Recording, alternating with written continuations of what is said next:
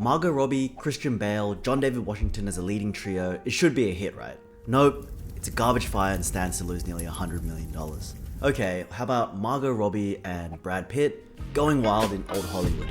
Definitely should be backing up the Brinks truck for that one, right? Again, no, Paramount is set to lose approximately $200 million in that one. Okay, so both of these movies flopped, and what do they have in common? It's not hard to draw a conclusion here. It seems like Margot Robbie is the problem. No, I'm kidding. Actually, Margot Robbie is pretty great, and at least I don't think she's the problem. But then, what actually is? No one thing is the reason why a movie underperforms or bombs at the box office. It's a bomb!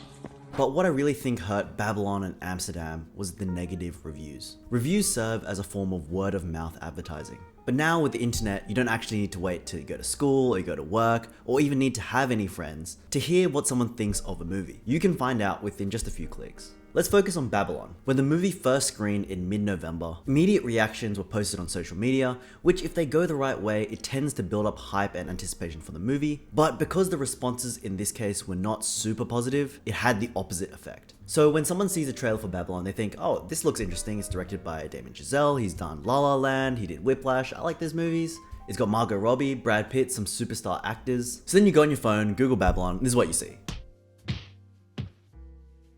And it makes it hard to justify spending your hard-earned cash watching something that other people have watched and have called one of the worst films of 2022. You shouldn't be relying on the opinions of others. You should make that judgment for yourself. Okay, let's be real. We don't all have unlimited time to go watch every movie and judge for ourselves whether or not it's good or bad, or whether or not you agree with every film criticism out there. And now with the crazy amount of streaming options, it's getting harder and harder to justify putting on real clothes, going outside, going to the theaters, and paying real money. And once the negative reviews are out there, it can damage the movie's reputation very quickly. If a film is widely panned by critics, it will be quickly viewed as a low quality product. What a shitbox.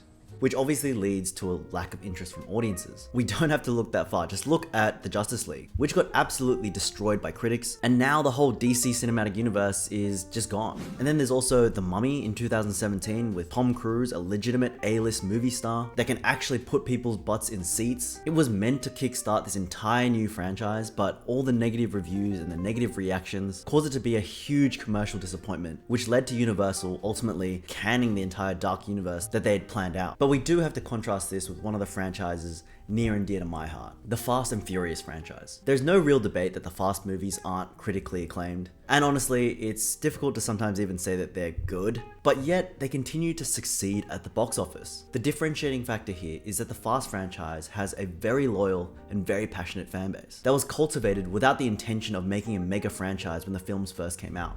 I don't have friends. I got family. And it's these fans, myself included, that insist on going to the theaters to watch the Fast films every time they come out, regardless of what the critics say. And that is what drives its box office success. Another big reason is that the movies are now known for their high-octane action sequences, fast cars, hot girls, and over-the-top stunts, and the absolute lack of fucks given for story crafting and continuity. I mean, how are these two brothers? And how is this guy really alive? And how is she coming back? And I don't even care.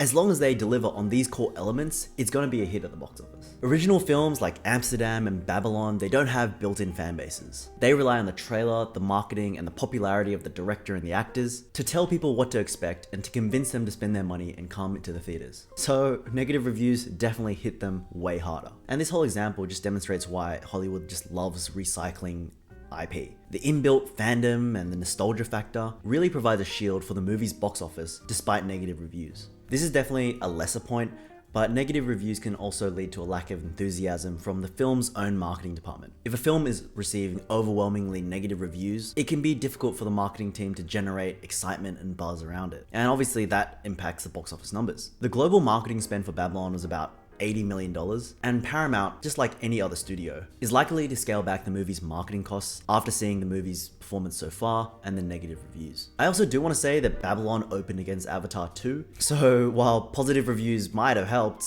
it definitely seemed like this was sort of doomed from the start, and so that's definitely not Margot Robbie's fault. Anyways, thank you guys for watching, and I'll catch you guys in the next video.